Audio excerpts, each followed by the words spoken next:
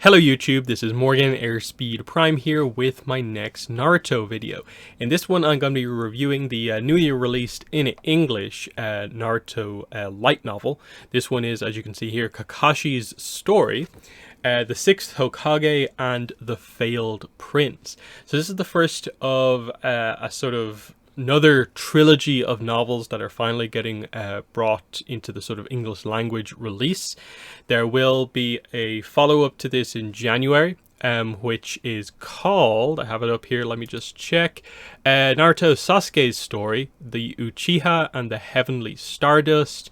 And then the third one is called Naruto's Story, Uzumaki Naruto and the Spiral Destiny. Now, what is quite interesting about these three novels is that they are much more heavily, it seems like, interlinked in terms of, while it seems like they all have their own individual plot, there is effort made to sort of link them together continuity-wise, in that it seems like the plot of the other two books is referenced right at the end of this book, just highlighting, I guess, that these are three stories that are taking place at roughly the same time. I don't really know what the actual full connection is just yet, because the other two books aren't out yet in English, but it's still pretty cool that it is there.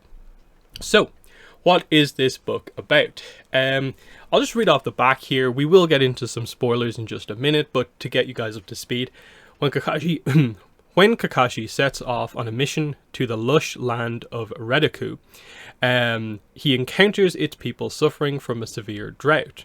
The Prince of Redaku can bring water to the land, but he has left his royal home for another village. When Kakashi locates the prince, he discovers a more elaborate plot long in the works that involves the fates of both Redaku and Konoha.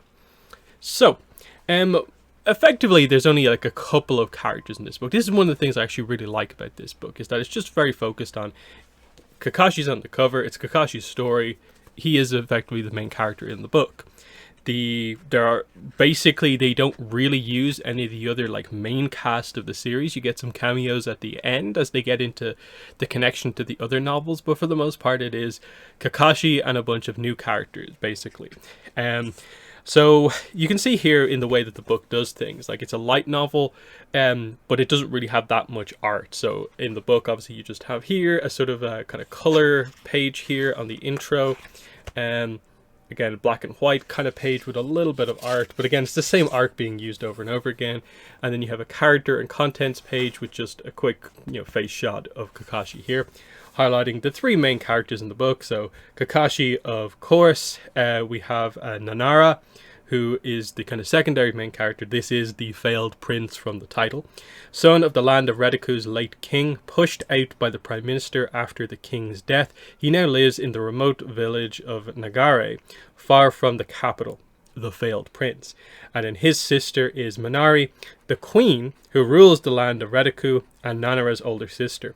As a ruler, she is responsible for making rainfall with a tool known as the Shuigu, but she has been unable to master it. So you can see the idea of what they're kind of going for here, is that the book sort of starts off and Kakashi is just like there already. You don't really know why he's there or if he's been sent there necessarily.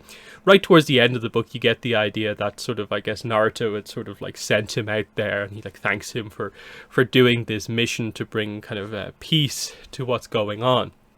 But he just sort of turns up at the start sort of investigating it, and it's quite a heavy start to the book in that he arrives into the land, and on the outskirts he finds that, like, yeah, there are people dying from, the drought here, that there's this kind of young boy who is on the verge of death, who Kakashi gives some water to using water style jutsu, but he's holding what I guess is like his baby brother or sister, but they reveal that the baby has died already, and it's a very brutal start to just highlight that this is the problem here. And you're kind of wondering, like, oh, whoa, what's going on here? So very quickly he goes into the actual kind of land itself, Redaku, and kind of finds out that, like, okay, I'm probably not going to be able to get anything done here officially because the Prime Minister seems to have a lot of control. He seems to, for the most part, be sort of managing how the Queen, who herself is quite young, is doing things. And he realizes that, okay, she doesn't seem to have control over this kind of special artifact here that can bring the rain. Why don't I go investigate this sort of, in a way, almost like banished kind of prince, the failed prince character, who they view, like, they effectively set up the idea with him is that it's usually meant to be the case that the succession is eldest son. And over the course of the book, you basically learn, it's not too complicated, just that he, in a way, just didn't want the responsibilities of it. He wanted to more have fun and kind of play and that sort of thing. He didn't want to take on the insane responsibilities of this. So he basically asked his sister to take over, and she agreed. And what is nice about it is that he is aware of that. He is very sort of, in a way, thankful for his sister, Nanara. He really is thankful for Minari taking over the role and kind of letting him, in a way, live this life. It's not a situation where him being in this other town is a problem. He likes it there, not having any of the responsibilities. But of course, kind of realizes reluctantly, after how bad the situation is getting, that him refusing the role has put a lot of pressure on his sister. And if things aren't going well, like, why can't she use the artifact, the Shuigu, to bring the rain? And so what happens is that his tutors gets fired, and so Kakashi gets in with the failed prince by becoming his new tutor. Now, there's a really cool dynamic over the course of the book that's, I think, a fun thing to follow throughout, which is that Nanara is obsessed with the 6th Hokage. He has heard all the stories. He always asks people about this legendary shinobi, the 6th Hokage, and knows, like, a lot of details about Kakashi. Though, interestingly, he only knows about a lot of it through legend. So the idea is that he hasn't seen a picture of the 6th Hokage, and he doesn't know the 6th Hokage's name, just that this is the heroic shinobi that he really, really looks up to. So they play a lot on the idea that he's being thought by the character who he really looks up to, but Kakashi, being Kakashi, refuses to tell him that he is the 6th Hokage. And all the way throughout the book, they hold back on that reveal, and in many ways give you, like, this classic Kakashi thing of, he never just comes out and tells him it, and it's just this thing of, like, Nanara kind of figures it out on his own towards the end, and then gets, like, a kind of really humorous sort of confirmation of it right at the end. So there's a fun factor there. And so the main dynamic of this book is effectively Kakashi, in a way, like, teaching Nanara to, you know, he teaches him to kind of write, kind of read. So, hey, you can read the book that's written about the 6th Hokage and learn more about him, but also this will help you if you want to take on more of a role, you know, maybe if you want to be the king at some point. Just doing everything you can to sort of help him, guide him, be a mentor to him, to just, you know, bring him back into play. Because obviously there's a sense that, okay, the Prime Minister is probably up to no good in all of this. He seems to be controlling things. To what end?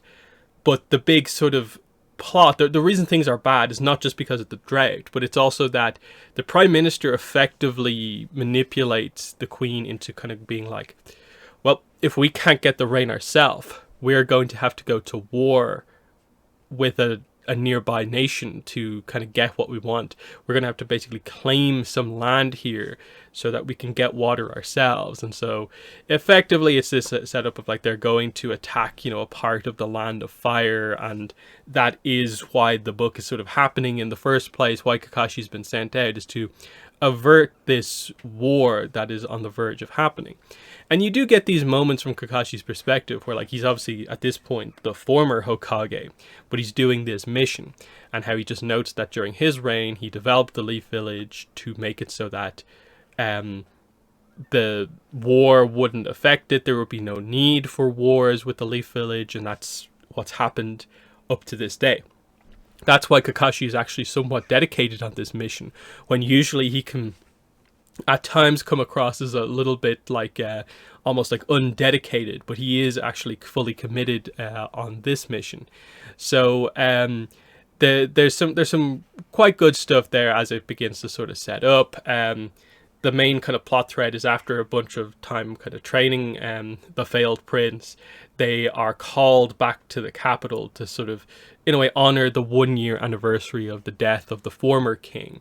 And so this is what brings all the characters back together, and they sort of begin to realize kind of what exactly is going on, that obviously they're mobilizing for war, but because they're in such a bad position, they have done this by basically hiring a bunch of like rogue shinobi to be the core of their army. And so this is where we sort of get the moment of Kakashi sort of stepping out. He doesn't full on reveal everything about himself, in that most people are just like, whoa, your tutor is actually a really skilled shinobi, and no one fully connects the dots that it's Kakashi just yet.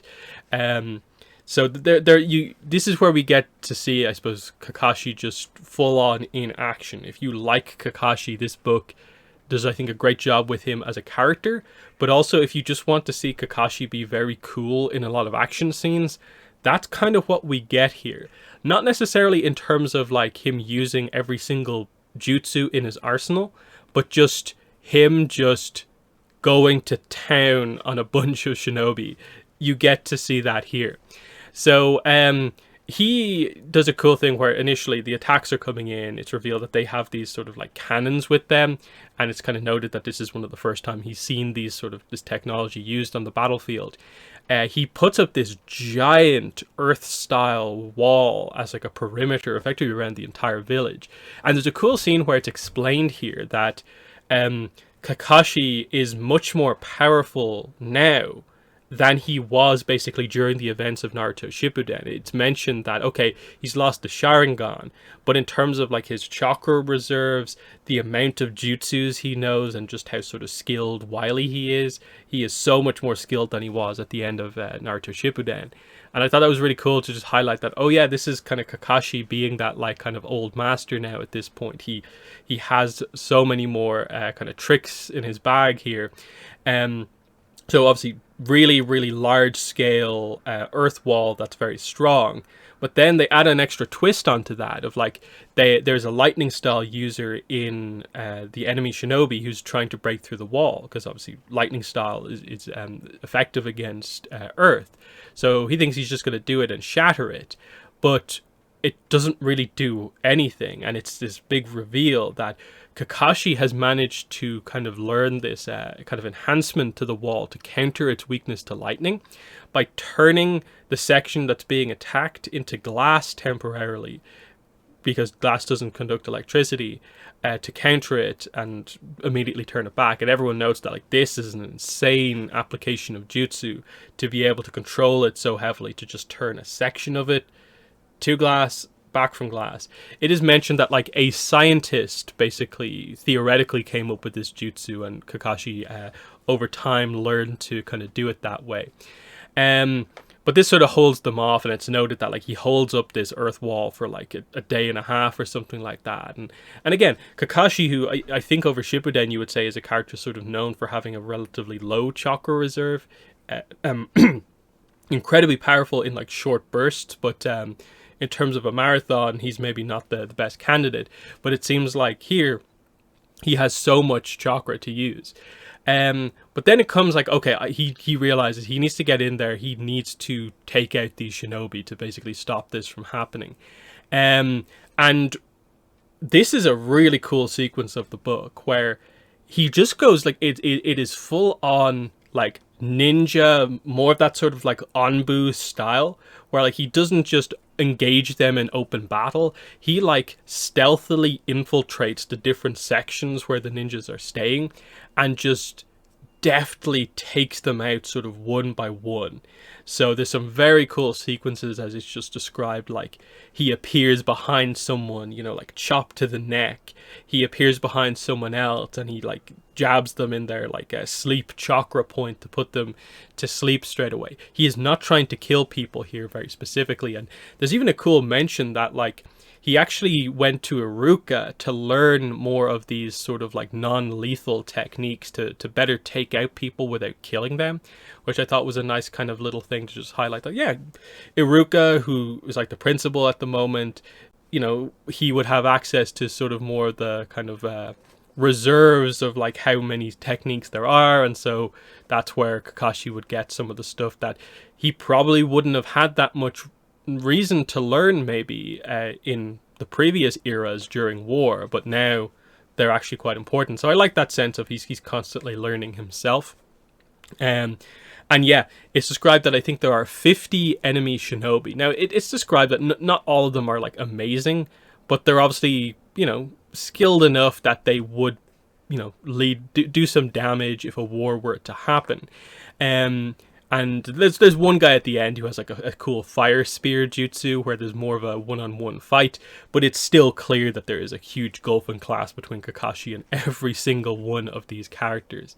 And again, it's just like a Kakashi goes through so many of, in a way, like the basics of, you know, Naruto shinobi combat, of just clever use of genjutsu, just effortlessly like appearing behind people, using smoke bombs to, you know, dart around the room very quickly. There's even a moment where like someone does an attack and he dodges it by basically jumping on their arms and just standing there before kind of knocking them out. So some very nice stuff, and it builds up to like he uses this kind of fire phoenix jutsu attack a couple of times, but you know, after he dealt with the shinobi, he gets to where the prime minister is with the queen, and the prime minister is sort of like goading the queen effectively into, like, I think the idea here is that they established that the queen can't use the shrigu effectively, and it's been a bit of a mystery in the book. Why can't she? She's from the royal line. She should be able to use it like her father did. But it's described that she can't make it happen, and then when she tried to force make it happen, she actually caused like a flood, which set the country back even more. And I think the idea is that the prime minister is sort of trying to make her like force out that flood again, but she won't do it. And this is when obviously the prime minister is revealed to be the one sort of behind it all. He takes the shrigu and it's revealed that he can actually use it. And there's a big kind of question of like, wait, what's going on here? But when Kakashi makes his way over to them, he knows what's going on here.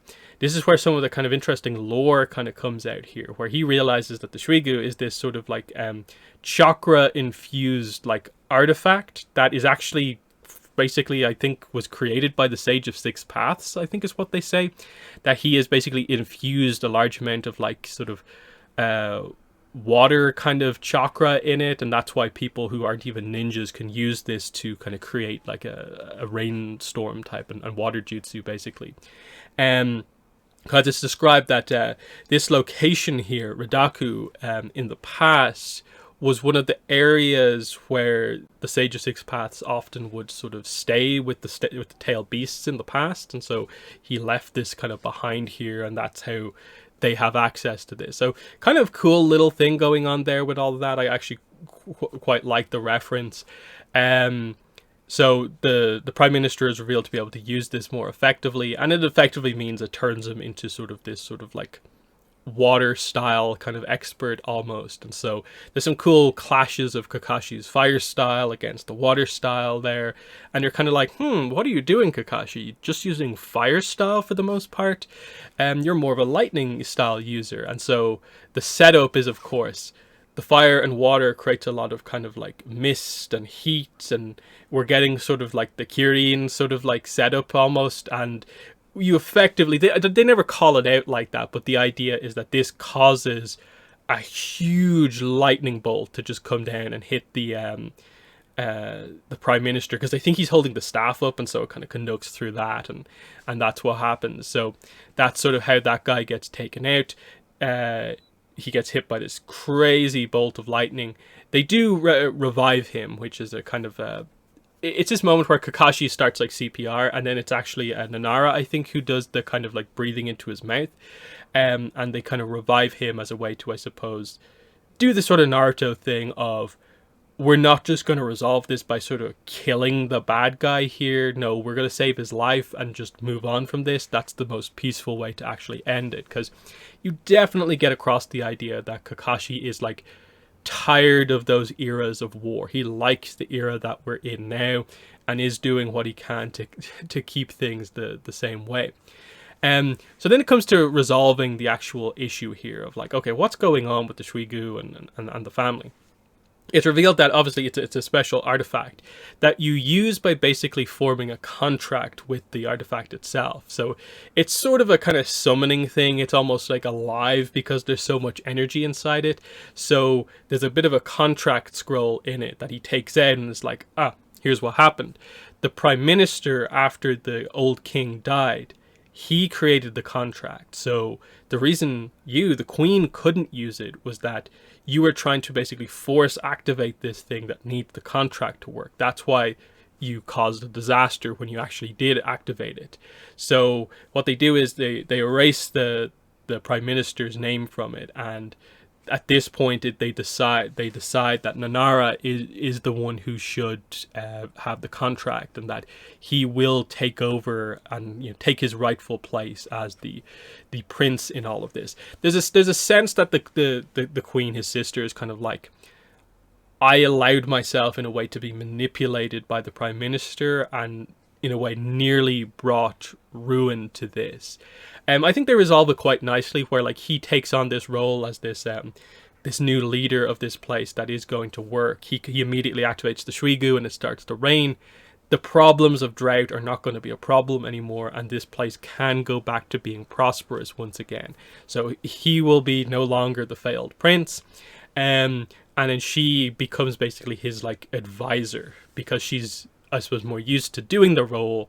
She's more going to support her brother, who has, I suppose, only recently learned a lot of the sort of like tools of the trade about being a leader. So that's for the most part how the book sort of like comes to an end. But in all of this, of course, Kakashi has revealed like quite a bit of like his skill set to everyone. And he's not just a tutor, he's actually a shinobi. He's actually a really skilled and powerful shinobi, but they're still not quite connecting it together. The prime minister, I think, at a certain point realizes that it is Kakashi, because throughout some of the action sequences, he does this interesting thing where he's wearing his headband over his eye, like he sort of used to in like early Naruto, while he still had the one Sharingan. And there's a few points in the book where he lifts it up and actually reveals a Sharingan, and it sort of surprises people.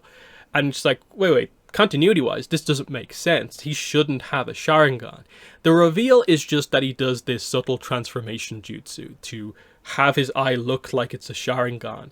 It doesn't actually do anything, but he finds the show of effectively revealing that Kakashi of the Sharingan is still alive is enough to stop a lot of people that fight him in their tracks and just give him the edge to do something else. So he's come to sort of accept that, like, okay, this legacy that people think is dead, he can bring it back and sort of surprise people with that. So he uses that a couple of times in the book, but he doesn't actually have the Sharingan, of course.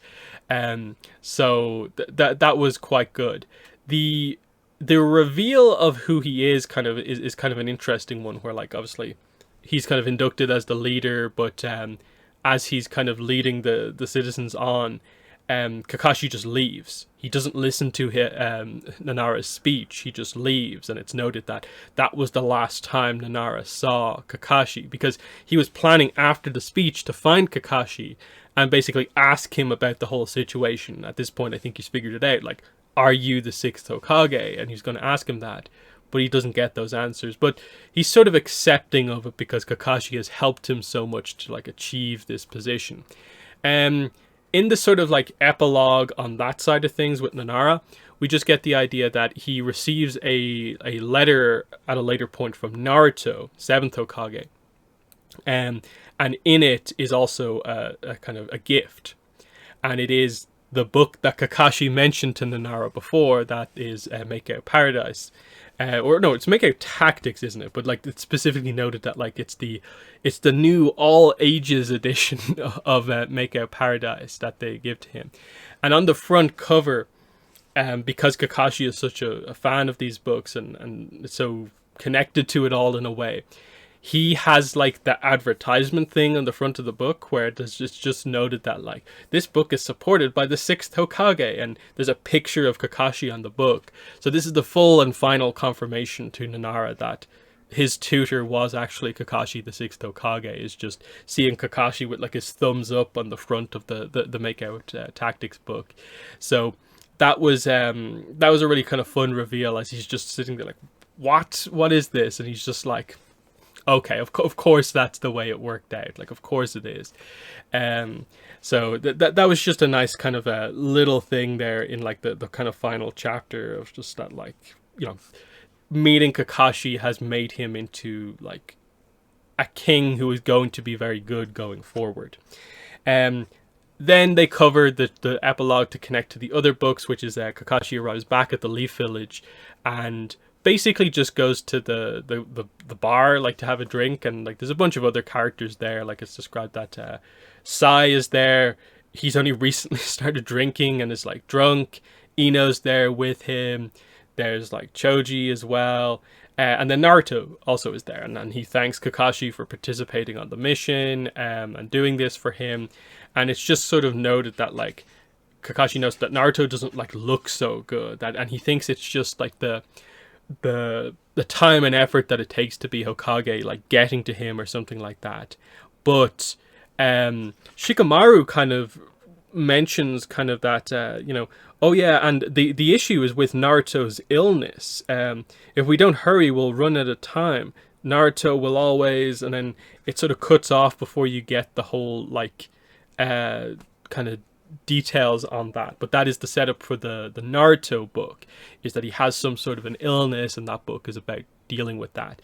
The other setup is that it's mentioned here that where are Sakura and Sasuke? Why aren't they with everyone else? They're still not back from the Astronomical Institute. I guess it got complicated there. And again, going back to the titles of the previous book, the Sasuke one is the Uchiha and the Heavenly Stardust. And it again references in the description for that book that it's about an astronomical observatory. In the Naruto book and the Spiral Destiny, it's mentioned here, when Naruto is no longer able to use chakra, the shinobi of Konoha come together to help him. And it mentions like Orochimaru, and it sounds really cool what they're going to do with that.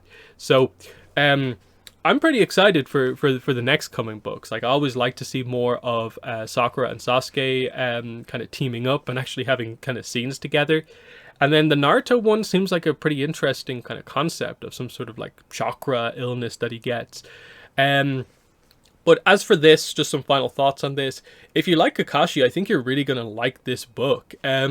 I don't think it does anything crazy with regards to like the development of him as a character, but because we, I suppose, mostly skipped over his like reign as Hokage, it's interesting to get like some perspective on like him trying to, like, in a way, train up someone who has the potential to be a good leader, and the little bits that it talks about, you know, what he wanted to do during his reign as Hokage.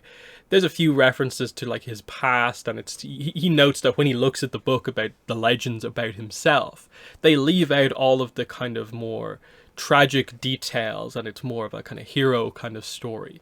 It doesn't mention that, like, in a way, so much of what Kakashi did as a character was informed, first of all, by what happened with his father in the past, and then what happened with Obito, and he doesn't really feel that he is this hero worthy of, like, a young character like Nanara kind of looking up to him so much, even though we all know he is such an incredible character, that both in terms of his skill set, but also he is surprisingly wise, and that's why he made such a good sensei to Team 7 in the original show, of course. So I like this from a character point of view. The action, I thought, was good without going like crazy overboard, because of course this guy with the the special kind of water staff was never going to be too much of a threat, but they made it into something interesting. And that sort of